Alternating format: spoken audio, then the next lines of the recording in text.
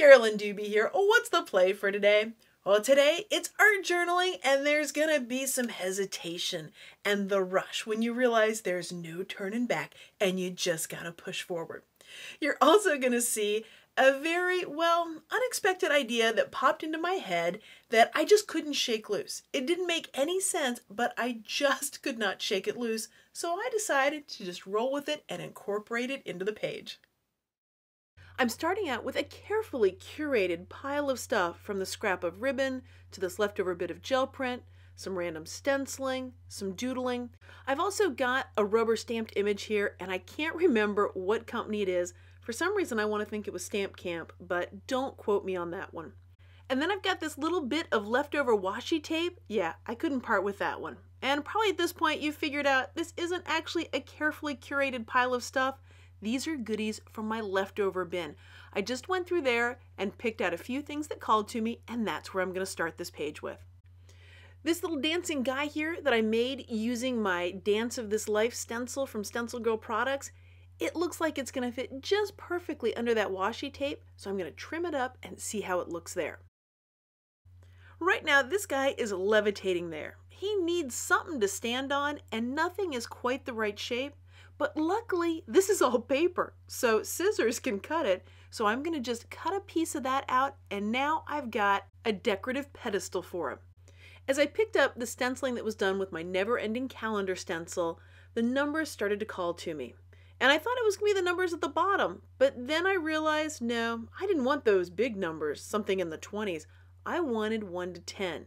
And this is when a seed was planted in my head that I could not shake. For the entire time of making this page from this point on, that 10, 9, 8, 7, 6, 5, well, you get how it goes.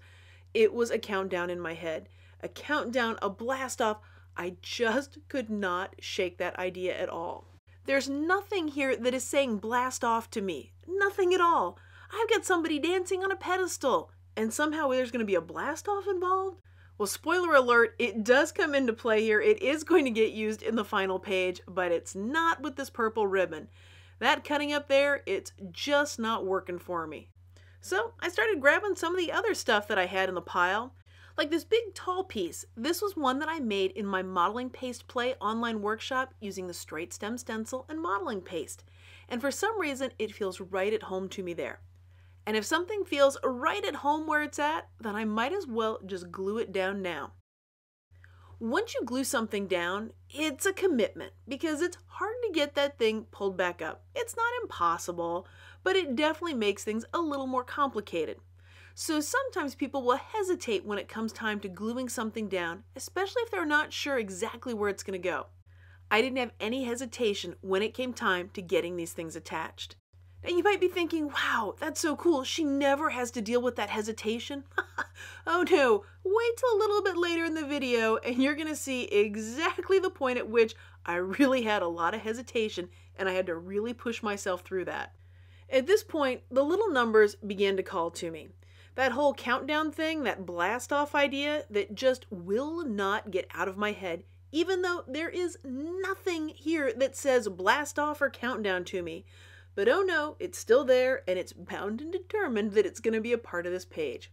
Sometimes my muse can be rather stubborn, and she's being extremely stubborn about this countdown thing, so I decided to do a countdown on these leaves.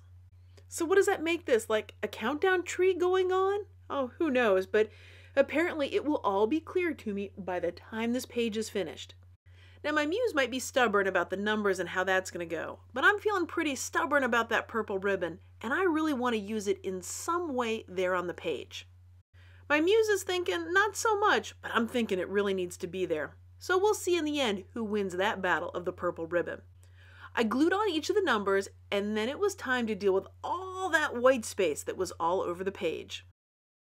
I'm using some acrylic gouache here and just spreading it around with a paintbrush. And I thought I wanted to leave a few areas white, but once I got in there, I'm like, not so much. I don't think so. I put plenty of paint on here, but to get it to spread around easily, I'm going to bring in that very fancy supply called water. That's one of the cool things about acrylic gouache is it's kind of like a hybrid between watercolors and acrylic paint. So when you add water to it, it acts more like a watercolor, but when it dries like acrylic paint. Next, I wanted to add these chipboard window shapes from Maya Road, and I decided to make them the color black. And as soon as I did it, I'm like, oh, that's really a strong color.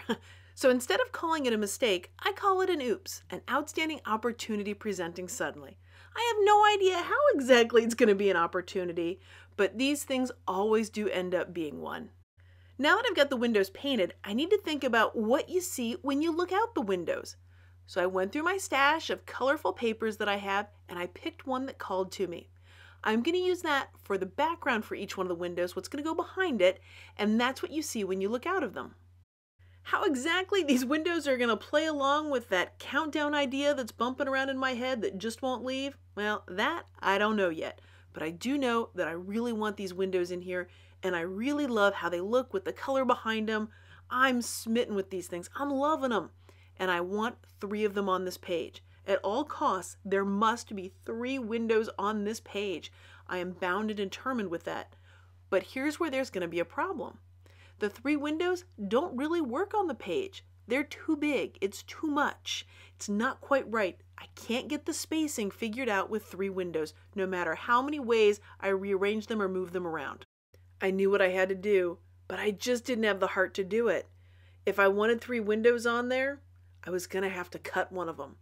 But once I cut it, there's no going back. That window will never be the same, and I love those 3 windows.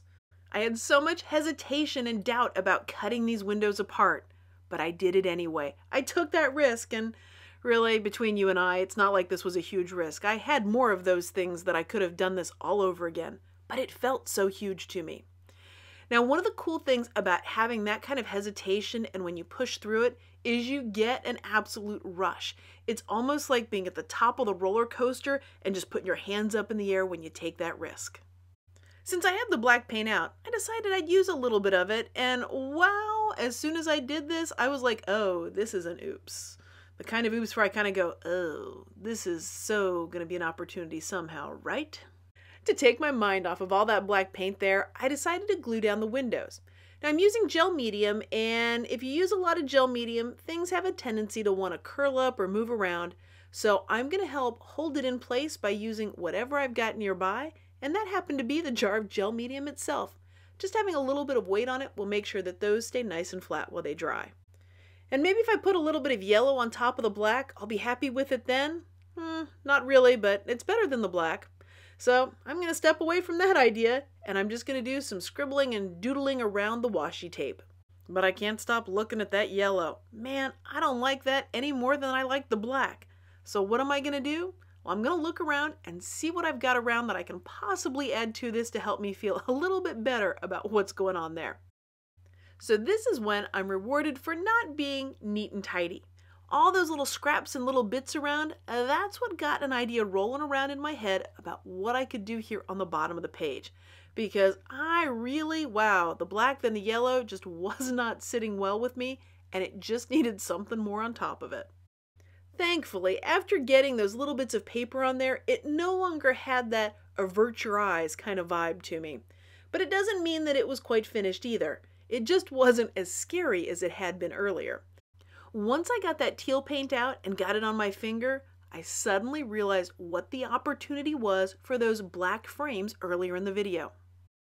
Once the cobalt teal went on top of them, I was so grateful for that black underneath, and I loved the look that I was getting with them. Now, I didn't feel that way when I did the black, but it certainly does now. And that's the thing about an oops. The opportunity seems to show up a little bit later. About this point in the play, I realized, oh, wait, I don't have any of that purple ribbon in there, and I so wanted that in there. When I was painting the black on earlier, I moved the ribbon out of the way and completely forgot about it. And if I could forget about it that much, then it wasn't meant to be on this page. Now, if that's the logic that I'm making decisions from, then the fact that I have not let go of the countdown idea, the fact that it is still there, that it is not going out of my brain, that means it was meant to be here on this page. And what I've really been doing throughout this entire process is dancing around with that idea. So that's why I chose to add the word dance from my Dance of This Life stencil that I created for over at StencilGirl Products.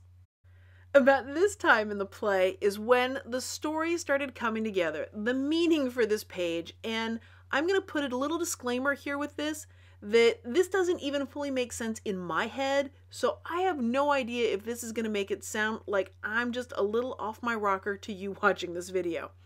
Not every art journal page for me has a story like this, but for whatever reason, that's what's happening today with this page, so here's the story that this one's telling.